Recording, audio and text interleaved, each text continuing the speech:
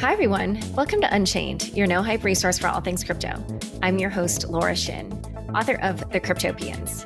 I started covering crypto 7 years ago, and as the senior editor at Forbes, was the first mainstream media reporter to cover cryptocurrency full-time.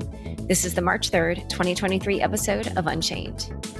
Branching out from just being a podcast, Unchained has launched a new website, complete with more breaking crypto news, educational articles for those just getting started, how-to guides, and videos. Check it out at unchainedcrypto.com to find answers to all your crypto questions. With the Crypto.com app, you can buy, earn, and spend crypto in one place. Download and get $25 with the code LAURA, link in the description. Ever wanted to use DeFi without being tracked? Railgun is a leading DeFi privacy solution on Ethereum, BSC, Arbitrum, and Polygon. Shield your funds and use them privately in your favorite DeFi apps, while Railgun's cutting-edge zero-knowledge system encrypts your data from public view. Yes, that includes DEX trading. Visit railgun.org or use the Railway app at railway.xyz. Today's guest is Muneeb Ali, co-creator of Stacks. Welcome, Muneeb. Great to be here. Nice to have you back. So the last couple months, NFTs and Bitcoin, aka Bitcoin Ordinals, have really taken off. And they're consuming large amounts of block space, for instance, up to 70% at times. There's been more than 250,000 created, and they've been the source of $1.4 million in fees on the Bitcoin blockchain. They've even stirred some controversy. But first, before we dive into all that, let's make sure everybody listening just is on the same page. What are ordinals and how do they work? Yeah, so I think NFTs on Bitcoin are not something new. Actually, NFTs started on the Bitcoin blockchain with the counterparty back in 2015 era or so. The more popular series that came out at that time was the Rare Pepes. I think people might be more familiar with the Rare Pepes than Counterparty, the protocol through which they were minted. And so I think in many ways, what we have seen is that since the launch of Ethereum, like really when Ethereum started taking off in 2017, and then other chains that came around, a lot of the activity around DeFi or NFTs sort of like shifted to Ethereum and other chains. And I think Bitcoin, because it's sort of like very simple at the base layer and it's optimized for just being money, we haven't seen a lot of these use cases on the Bitcoin blockchain. That doesn't mean they're not possible, right? Like they're entirely possible. And Ordinals has sort of like revived the interest in Bitcoin NFTs. So I sort of look at them as, in a way, kind of like Counterparty 2.0, right? Like there has been a big gap in the middle. And Ordinal theory itself is very, very fascinating. What it sort of says is that usually we think of Bitcoin and also the smallest unit of Bitcoin called the Satoshi as fungible, right? So it doesn't matter like which Bitcoin you have or which Satoshi you have. So the Ordinal theory gives a new lens to how you look at the blockchain data. And you can actually sort these Satoshis in a sequence. And the idea is that some of them might be more rare than others. Like, for example, what if a Satoshi that came out right after a halving block, right? Halving happens only every 4 years. So it might have a special meaning to somebody, and it is different from other Satoshis. So once you can start sequencing or sort of like separating Satoshis from each other, that's one part of the ordinal theory. And the second part is that you can use them. So now, you are saying like, hey, this Satoshi is unique. I can use that to inscribe something on the blockchain. And the inscribing is basically putting some data on the chain, and you own that data through the ownership of the Satoshi. And that's how people basically, the first obvious thing people tried inscribing are the usual NFTs, the monkey pictures, the other fun stuff that you all love out there. And seeing that on the Bitcoin blockchain is sort of like has revived the interest in building on Bitcoin in a major way. Yeah. One thing that fascinated me was that in order to create these, essentially the protocol puts a serial number on every Satoshi, which is just a kind of a remarkable and a really fascinating idea. So can you just talk a little bit about that and how that works? Because obviously, I think people have a certain conception of how NFTs should work from Ethereum, but on Bitcoin, it's very different. Yes. So I think digging a little bit deeper into how the Bitcoin blockchain works versus Ethereum, they're very different models. Bitcoin uses this UTXO model where effectively how you prove to somebody that you have Bitcoin is that there's a sequence of transactions where you receive these unspent outputs. And so there's a log of like exactly what UTXO was going from one address to the other. Right. In Ethereum, it's an account-based model, right? So your account basically gets credited. So there's no tracking of actual unique ETH happening as a log in the chain, right? So these are different models, and people would argue that in many ways the account model is more efficient, like it's easier to program with smart contracts and so on. But the UTXO model has like this unique feature that you can actually track like even individual Satoshis all the way back to their genesis. And I think I really like the analogy you use that it's like putting a sequence number. If you look at even banknotes, they do have a sequence number on it, even though people think of dollars as fungible.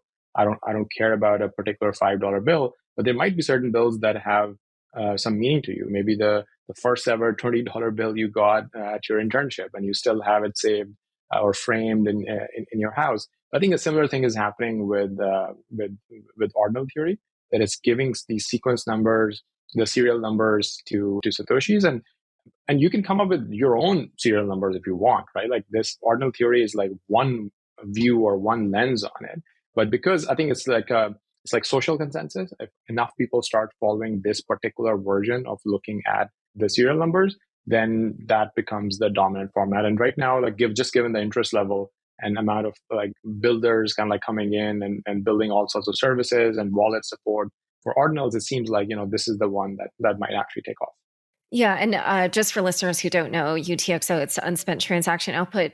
And one other thing that I found fascinating is that these NFTs, in a way, sort of like work the way that a lot of people who don't know the technicals of NFTs think they should work, meaning that the actual quote unquote underlying image or whatever the NFT is based on is actually placed on the Bitcoin blockchain. Whereas in Ethereum, there's like an external pointer to the location elsewhere, and that can cause a whole host of issues. So how is it that the Bitcoin blockchain is able to host all this data?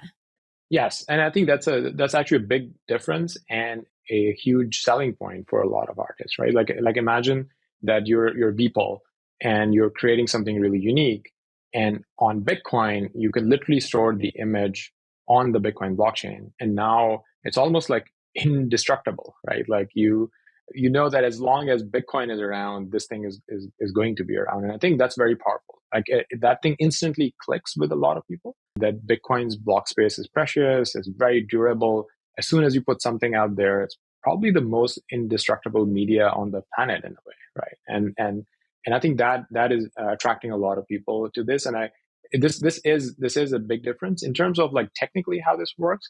So Bitcoin has basically had two upgrades in the last 5+ years. Bitcoin usually have like a very careful, slow approach to doing any upgrades. The first one was SegWit, and the most recent one is Taproot. And they're both sort of like aimed at making more efficient use of the Bitcoin block space, right? So think of them as like they compress the transaction data a lot, and they make more efficient use of the blockchain. Taproot has some other aspects as well, like it makes certain you can write a little bit more advanced scripts. It's nowhere close to having a full execution environment like most devs are used to in Ethereum or Solana and so on, but you can write a little bit more advanced scripts using Taproot. That data is like off-chain usually until you reveal it, and then that's good for privacy.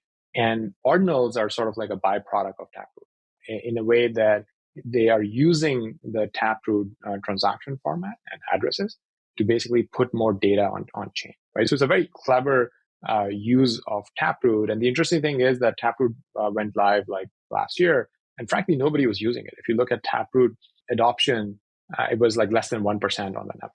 And suddenly with ordinals, as soon as people wanted to use these NFTs and wanted to inscribe them, the Taproot adoption actually exploded on the network. And there was so much demand. Like users are asking for support from wallets. They're asking for support for all of these things. And we actually started seeing wallets integrating Taproot because now there's real kind of like user demand out there. I love it. One thing also, though, that anybody who's interested in buying these should know is that because of what you mentioned about how, Bitcoin has this different model and it's not this account model, you have to be very careful about how you store your Bitcoin ordinals because explain what could happen if you're not.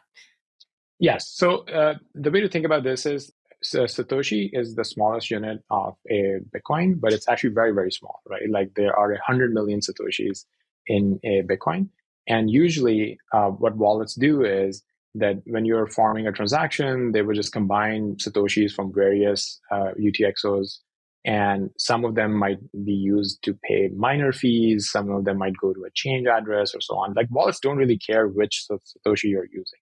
But now, let's say you have a valuable NFT that is owned by a single Satoshi.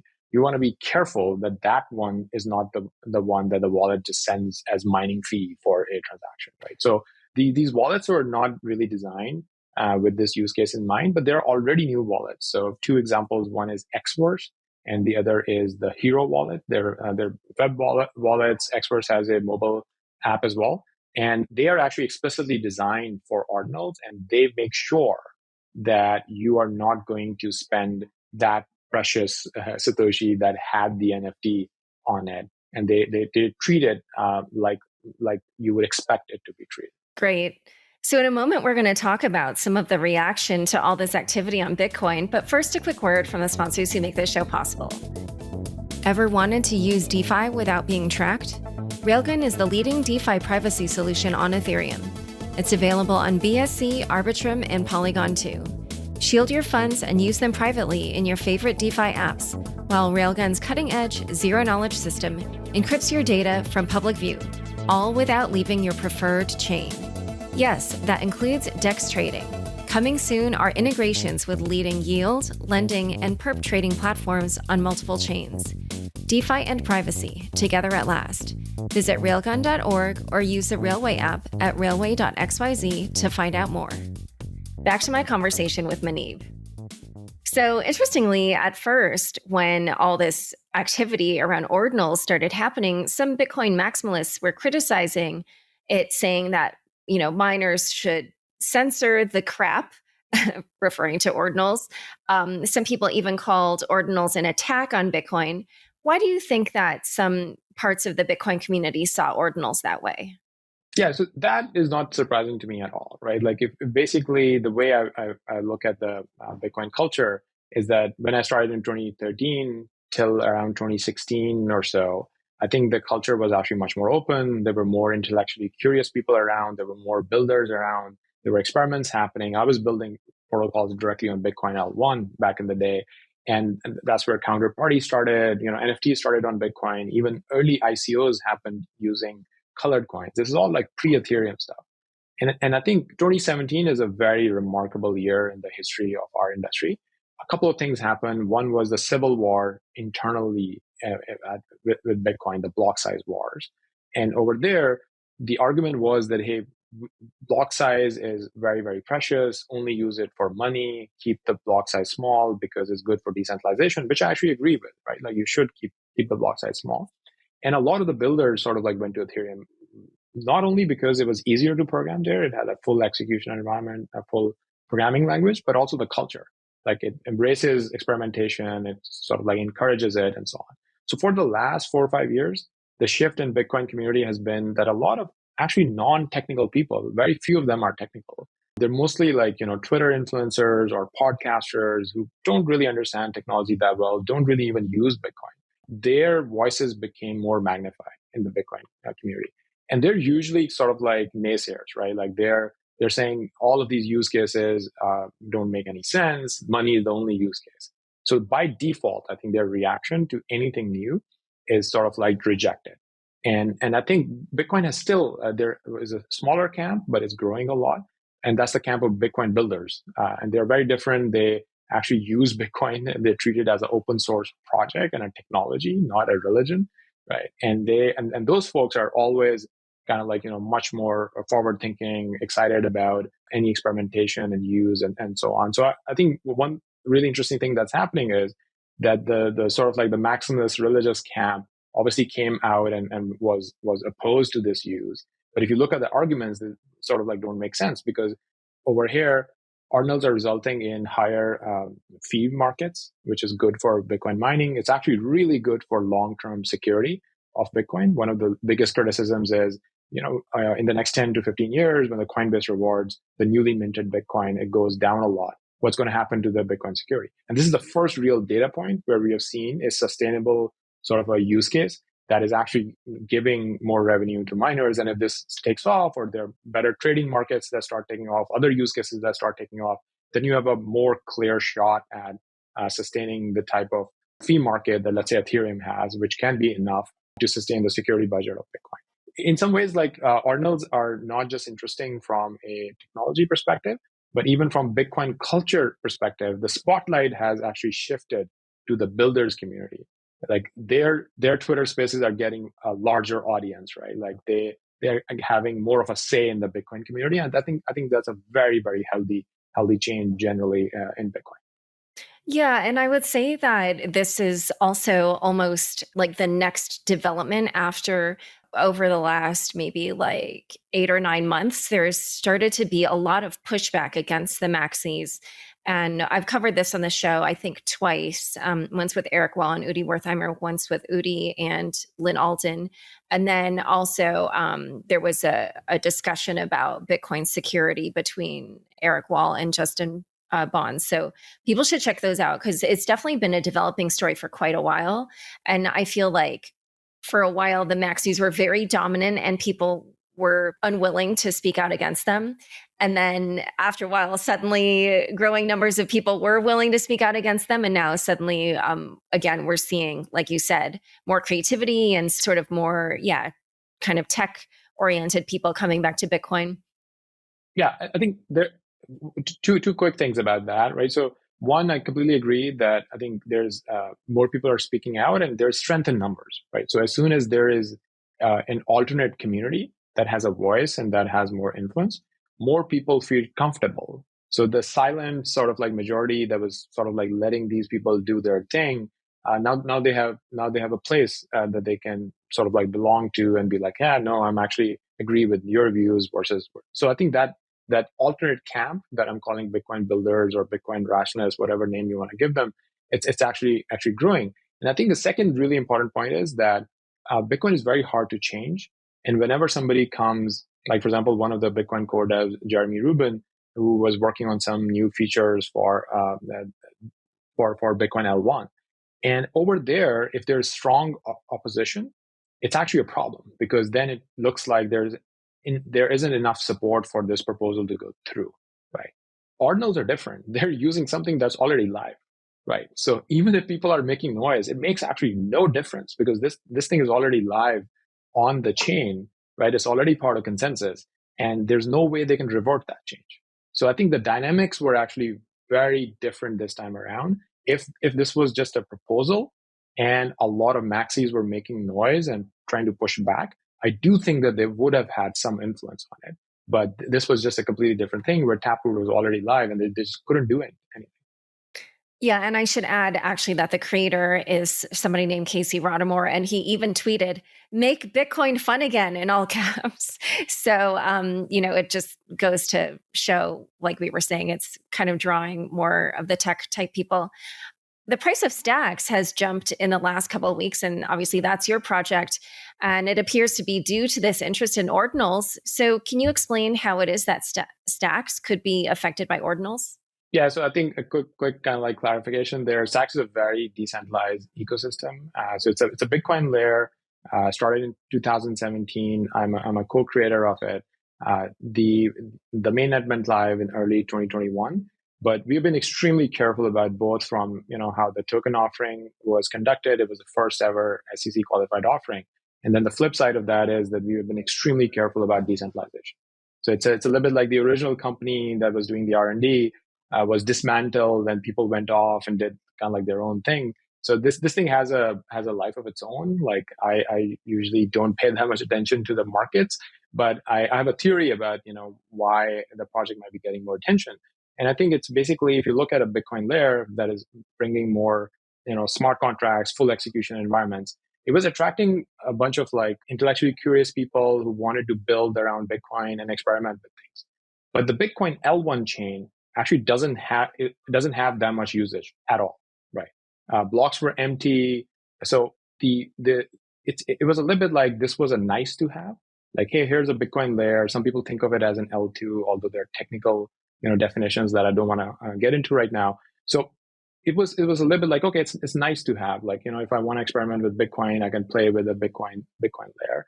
But suddenly, if the Bitcoin block space is getting full and transaction fees are going up and there's no path to scalability, suddenly the L2s or side chains become much more relevant. They suddenly become more like a medicine to a pain point that people have versus just a nice to have thing that developers are sort of like playing around. And that's sort of like my view, my theory on why people would be more interested in it right now. And then even if you look at Ethereum, the L2 market is pretty mature there, right? Like $40-50 billion, depending on how you measure it. 25 billion might be public already. The rest might be private. And on the Bitcoin side, it's basically nothing much, right? Like Stacks is one of the very few projects that is building a Bitcoin layer.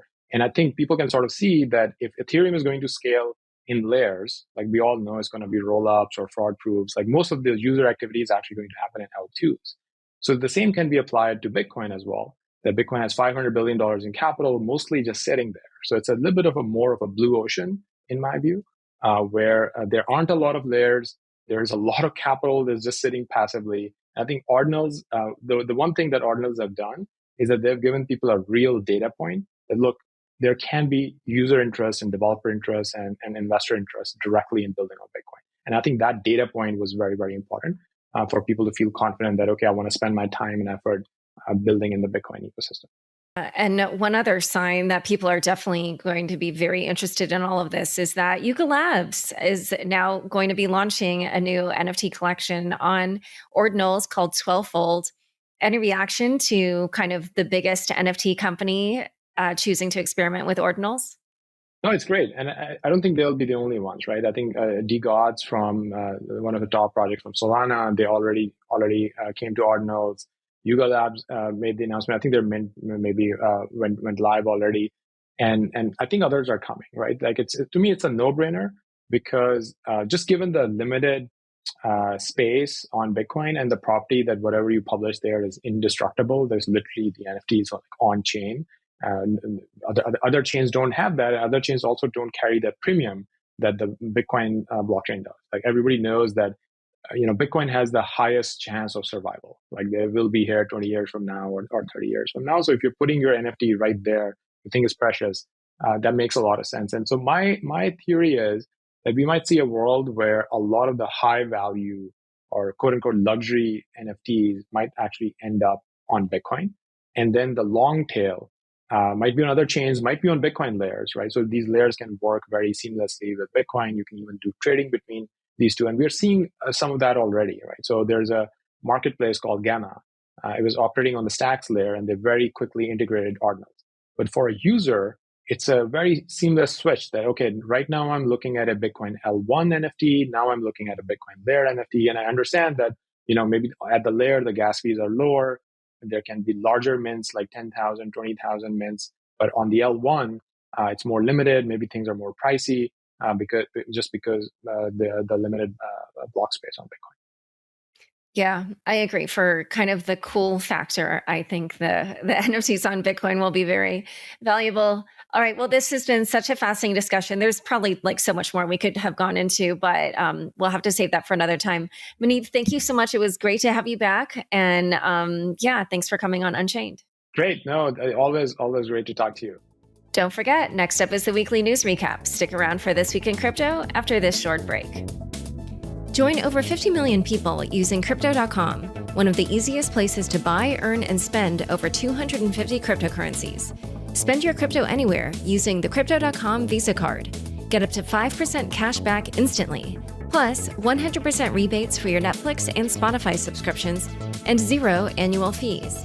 Download the Crypto.com app now and get $25 with the code LAURA. Link in the description. Thanks for tuning in to this week's news recap. Silvergate misses 10K 2022 report. On Wednesday, cryptocurrency-friendly bank Silvergate announced it would delay the filing of its annual report. It said that it is reviewing its financial controls and viability following the collapse of FTX. Silvergate confirmed that it sold additional debt securities in January and February, and that losses related to its securities portfolio, among other factors, could impair its ability to operate as a going concern. The fact that Silvergate has been so intertwined with crypto companies has raised concerns among the crypto community. Adam Cochran, partner at Cinnapain Ventures, tweeted, "Silvergate's death spiral is going to be rough for crypto." The bank's shares fell by over 50% following the news, reaching all-time lows of $6.91. In addition, JP Morgan downgraded Silvergate's rating from neutral to underweight and removed its $14 per share target. Only hours after the company disclosed they were not filing its 10K form, Coinbase announced that it had stopped using Silvergate to handle dollar payments for its prime customers, citing an, quote, abundance of caution. Instead, the exchange has shifted to Signature Bank. Coinbase said that it has had only minimal exposure to Silvergate. While the exchange did not disclose the reason behind the switch, it may have been driven by a desire to avoid any potential fallout if Silvergate goes under. Following Coinbase's move, many other companies, including Circle, Paxos, Crypto.com, which disclosure is a sponsor of Unchained, Bitstamp, Cboe Digital Markets, and Gemini, also decided to stop doing business with Silvergate. FTX's former director of engineering faces fraud charges. Former FTX director of engineering, Nishad Singh, was charged with fraud by both the U.S. Securities and Exchange Commission and the Commodity Futures Trading Commission after entering a guilty plea in federal court. The charges allege that Singh conspired to defraud FTX's investors and users. The CFTC claimed that Singh created features in FTX's code that allowed Alameda Research to gain an unfair advantage on the exchange, including an unlimited line of credit and exemption from the exchange's auto liquidation function. Singh also allegedly moved Alameda's $8 billion in liabilities to a fake customer account on FTX's systems, effectively hiding Alameda's negative balance. The SEC's complaint adds that Singh falsely characterized $50 million transferred from another entity as revenue. Singh allegedly withdrew hundreds of millions of dollars for personal use from FTX, despite knowing about the commingled funds between Alameda and FTX. In light of his charges, Singh has decided to collaborate with prosecutors investigating former CEO Sam Bankman-Fried. In related news, SBF's lawyers asked for more time to negotiate his bail terms and find a technical expert to educate the court on his use of a VPN. Coinbase to suspend trading of BUSD. Coinbase has decided to halt trading of Binance USD, or BUSD, due to the stablecoin not meeting the exchange's listing standards. The suspension is set to take effect from March 13th. While users will still be able to withdraw BUSD, trading will be suspended across all Coinbase platforms, including Coinbase Prime and Coinbase Pro. The move comes after the New York State Department of Financial Services ordered Paxos to stop minting BUSD, and the SEC launched an investigation into Paxos over the stablecoin offering. It also comes months after Binance decided to delist USDC, a stablecoin operated by Coinbase in a consortium with Circle. While other exchanges like Kraken are being scrutinized, Brian Armstrong, CEO of Coinbase, stated that the interests of his exchange align with those of the SEC, and that the company has maintained a positive relationship with the agency, including meetings with its chair, Gary Gensler. That's quite a turnaround from September 2021, when Armstrong called the agency's actions, quote, really sketchy. This week, Coinbase also revealed poll results showing that 20% of Americans own crypto, and that 80% of Americans, quote, think the global financial system unfairly favors powerful interests. Binance denies allegations from Forbes. Forbes reported that Binance moved $1.8 billion in collateral backing its customers' stablecoins to other undisclosed uses without informing them. A significant majority of these customer funds, $1.1 billion, was reportedly transferred to Cumberland, the crypto trading arm of Don Wilson's DRW. Other recipients allegedly included Alameda Research, Amber Group, and Tron founder Justin Sun.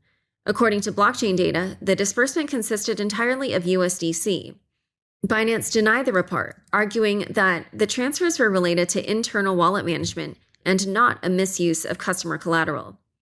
Binance Chief Strategy Officer Patrick Hillman told Forbes that there was no commingling of user assets. The Wall Street Journal reports that 3 U.S. senators, Elizabeth Warren, Chris Van Hollen, and Roger Marshall, sent a bipartisan letter to Binance CEO Changpeng Zhao, asking for details on the crypto exchange's money laundering controls. The senators accused Binance of being, quote, a hotbed of illegal financial activity, and requested information on the company's balance sheets, internal procedures, and any communication about alleged efforts by Zhao to limit compliance. The letter also claimed that Binance and its affiliates have, quote, purposefully evaded regulators, moved assets to criminals and sanctions evaders, and hidden basic financial information from its customers and the public. SEC issues subpoenas for Robinhood. In its latest SEC filing, popular trading platform Robinhood revealed that it was subpoenaed by the agency regarding its supported cryptocurrencies, custody of crypto assets, and platform operations. Robinhood is worried that if the regulator fails to properly classify cryptocurrencies, it could be subject to fines and other enforcement actions. The subpoenas come as U.S. regulators continue to scrutinize the crypto industry, particularly with regard to its compliance with securities laws. The SEC, which in recent weeks has been quite active, is reportedly increasing its focus on cracking down on crypto firms by expanding its digital assets enforcement team. DCG loses more than $1 billion. Digital Currency Group incurred a loss of $1.1 billion in the past year as a result of declining crypto values and the reorganization of its lending platform, Genesis. In Q4 of 2022, DCG generated $143 million in revenue, but incurred $24 million in losses. Its equity valuation stood at $2.2 billion, or a price of $27.39 per share, consistent with the 75% to 85% sector-wide decline in equity values over the same period. Solana suffers major outage. Over the weekend, the Solana blockchain experienced a nearly 20-hour outage due to a bug in a new version of its code. Validators downgraded to a previous version of the network and coordinated a synchronized chain restart, but the first attempt was abandoned. After the second attempted restart, Solana was back online around 8:30 p.m. Eastern Time on Saturday. Solana has experienced a series of outages in the past. While critics argue that the platform's frequent disruptions reflect a lack of stability and robustness, advocates defend the blockchain's fast-moving development strategy. Voyager and Binance US get one step closer to a deal. According to bankruptcy administration company Stretto, 97% of bankrupt crypto lender Voyager Digital's account holder claims customers approved its proposed restructuring plan for Binance US to acquire the firm's assets for $1.02 billion. The deal between the companies has been previously questioned by the SEC and the CFTC, with the SEC wanting to stop it because the Voyager token may be an unregistered security, to which U.S. bankruptcy court judge Michael Wiles said it was, quote, kind of a weird objection. He said the SEC was asking Voyager to prove a negative with little guidance from the regulator on how to do so. Quote, I get the feeling that this objection has been made as a kind of cover, so you can say later that we'll see we raised these issues, he said. Voyager has also agreed to set aside $445 million after being sued by Alameda Research for loan repayment, with both parties agreeing to participate in non-binding mediation to resolve remaining disputes. Furthermore, crypto analytics firm Arkham Intelligence noted that Voyager transferred $154.4 million worth of USDC from Coinbase to its Voyager One Ethereum wallet, and that it appears to have been selling off assets at a rate of $100 million per week. Blockchain wallet tracker Look On-Chain also revealed that Voyager has transferred assets to Coinbase almost daily since February 14th, with nearly $100 million worth of USDC received by Voyager from Coinbase between February 24th and February 26th. Kraken cuts ties with Signature. Crypto exchange Kraken is ending its relationship with crypto-focused bank Signature Bank for dollar transactions for non-corporate clients, according to an email sent to customers. The deposits will end on March 15th, while withdrawals will be stopped on March 30th. The news comes weeks after the exchange founded by Jesse Powell settled with the SEC for providing staking services. Shanghai upgrade is around the corner. In a week full of excitement around Ethereum due to one of its main yearly events, ETH Denver, developers continued toiling towards the network's next big step.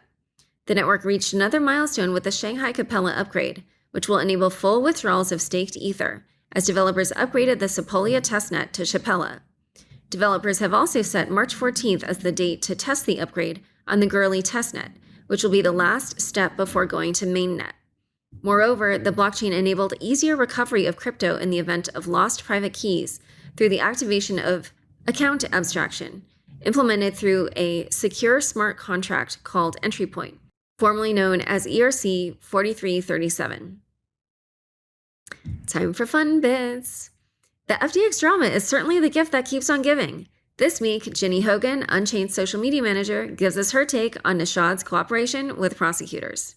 Charges against FTX are literally like Netflix. There is so much content I cannot keep up. This week, Nishad Singh, an FTX founder and former director of engineering, pleaded guilty and agreed to cooperate with prosecutors investigating SBF. Honestly, so inspiring to me when men agree to cooperate. Like, I once had a boyfriend who once did dishes one time. Singh pleaded guilty to securities fraud, commodities fraud, wire fraud. Okay, honestly, maybe it would be faster if I listed the types of fraud he didn't commit. He's also charged with participating in an effort to artificially inflate FTX's revenue. Artificial inflation. You guys got the wrong AI, but you're very close. Singh's lawyers have said that Nishad is deeply sorry for his role in this and has accepted responsibility for his actions. Okay, I had no idea that all it took for men to apologize was to hire a very expensive lawyer. But Singh wants people to know that he wasn't always a bad guy. He was once a Facebook engineer who was very involved in the effective altruist movement. But I guess maybe before that he wasn't a bad guy? Thanks so much for joining us today. To learn more about Bitcoin Ordinals, Muneeb, and Stacks, check out the show notes for this episode. Unchained is produced by me, Laura Shin, with help from Anthony Yoon, Mark Murdoch, Matt Pilchard, Zach Seward, Juan Aranovich, Sam Shriram, Ginny Hogan, Ben Munster, Jeff Benson, Leandro Camino, Pam Majumdar, Shashank, and CLK Transcription. Thanks for listening.